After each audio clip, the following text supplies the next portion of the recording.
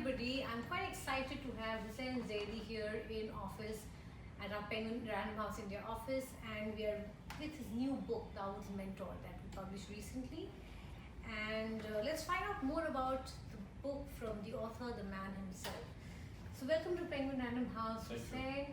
We're delighted to have you here, and this is a very unusual kind of book. Normally you've written a lot about Dawood and his stories and how he became the most famous criminal in India. But how did you come up with the idea of writing about his mentor, the man behind Dawood Ibrahim? See, I was always curious about Dawood, who was actually a school dropout. He didn't study beyond class 7. And looking at his level of education and then seeing the way he kind of made such leaps in business like gold smuggling, the way he multiplied, and the man came from an abject poverty. He was one of the 10 children that Constable Ibrahim Kaskar had. So coming from that, penniless state, how the man grew to become a huge guy having a fortune of 10,000 Indian crores, or maybe even more than that. Nobody has estimated his actual amount of wealth that he has amassed in this time. So how did a man was so business minded, so savvy, so smart, that he could gather so much wealth in such a short time? But that you need to have a sharp mind, a business acumen. So I was very curious to find out the man who taught him business. At the same time, Dawood was a scrawny, short kid who got bullied at school by the guys in his area. Those boys who were playing cricket and football, they used to always bully Dawood and his brother Sami. So for me, it was very odd that how a boy with that kind of physique and with that kind of mindset can rose to become such a power center. There has to be someone teaching him the ropes of business and teaching him how to fight and survive in this big bad world. And that's where I was, led to this person named Khalid Khan. Now Khalid Khan actually was a wrestler, but he was also an economics graduate from college in Bhopal. So when I heard this, I wanted to find out how Bhopal and Bombay, at that time it was Bombay, got connected, how this man, this graduate wrestler came down from Bhopal to Mumbai, how two dots met, and how he started training Dawood, mentoring Dawood to become a big don of India. So that's how this idea was dropped to me and started following the story.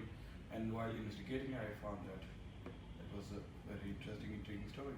Yeah, so there are a lot of new details about Dawood and really fascinating relationship between these two men who are very different. But there's a point in the book where you say that Khalid felt that Dawood was actually a good pupil. He used to absorb everything and then use it because he learned how to fight from Khalid and being not very strongly built physically that he was. So what was it that clicked between this pair according to you? See, the problem is that Khalid, when he came to Mumbai, he had no friends.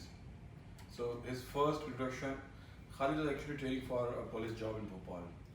But somehow circumstances took him to Delhi. He defeated one wrestler in Bhopal, and then through various competitions he reached Delhi. Where when he defeated one particular Bombay guy, Varun Mane, Bashu Dada noticed him. Bashu Dada at that time was a ruling don of Mumbai. Yeah.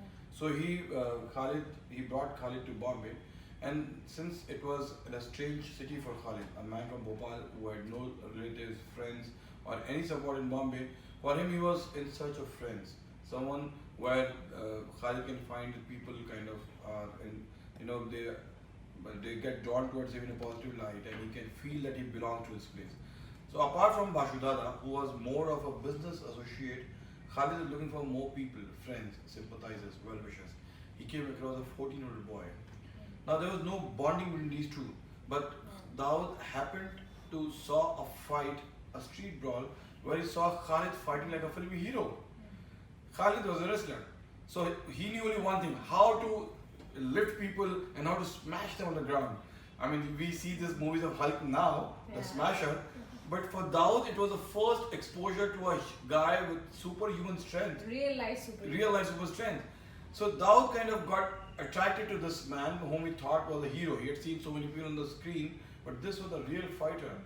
So Dawood kind of went to him and said, Khalid bhai, if I can kind of learn under you and if you'll take me under your tutelage, and Khalid agreed to it. And that's how the bonding started. So there was at least a gap of 10 years between two people. Yeah. But the bonding, the friendship kind of became quite strong, and after that, Khalid realized that Dawood is a pupil who absorbs everything like a sponge. So now, see, everyone wants to impart his own knowledge, skill, and everyone keeps looking for a successor. In Dawood, Khalid found the guy or a student that he was looking for in Mumbai, and that's how this relationship started.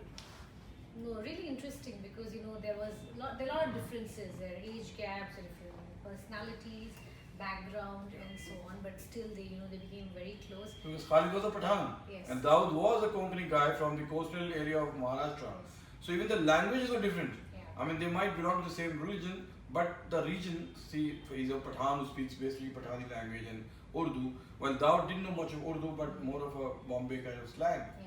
So how, despite these two very diverse cultures and difference in their personalities, they became very strong good friends. Yes, very close. In fact, there are incidents in the book where you narrate how Khalid Pelwan saved Dawood's life multiple times. Yeah. And I remember the incident where the Pathans ambushed them and his Yeah. brother Sabir got killed. Do you think that was sort of a turning point in Dawood's career, or how did that affect him? See, when I asked Khalid, why do you stake your life for Dawood so many times? Yeah. Why? He was known to you. He was just a friend. So he narrated one very interesting incident where Dawood had shed his own blood, few drops of blood, to save Khalid. Now I have narrated this incident in this book that Khalid wanted to beat up someone, and when Khalid beat him up, people got scared that Khalid's friend got scared that now there will be a police case and Khalid will land up in jail. Until that time, Khalid was never arrested. There was no FIR against him, no police case against him. So even he was worried that now he will be behind the bars. So how to save himself? Now Dawood is a constable's son. He kind of knew a bit of the law. So he said, if there's a class case, you will be saved. So Khalid said, what class case? So Dawood then got a knife out of nowhere, and then he made a small wound on his hand, and Khalid was surprised how this young boy of 15, 16-year-old can even shed his own blood just to ensure that Khalid stays out of the jail. This kind of made Khalid's heart so loyal towards Dawood that he said, for your every drop, I will try to give my life for you every time. And that's how he saved his life at Nagpara police station once, then at Pakmode Street when they came to him killed after Sabir, then airport. All that because of one particular incident. That's what a Pathan loyalty is all about. How interesting. So I'm very curious to know about Khalid and what he's doing now. He lives out of India. He lives, he's not in India anymore, and apparently not, part of the whole D company or D gang that he actually helped build, and was very involved with. Yeah. So what are the dynamics between Dawood and Khalid Pelwan now, according to you? Well, I met Khalid a couple of times in Dubai, and every time I asked him, he says that we are having a very cordial equation. They both speak to each other on Eid and other festival days, and he was also invited to attend Dawood's daughter's wedding in Pakistan, which Khalid refused, and going to Pakistan is not a feasible idea for him. But they are in touch, and they keep keep calling each other, talking to each other on the phone, and Khalid said Dawood still respects me immensely.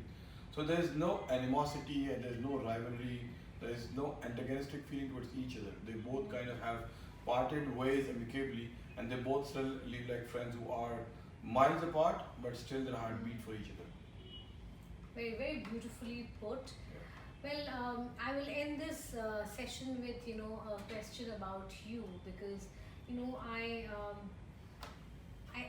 totally can see you writing a book about mentorship, because in real life you are a great mentor.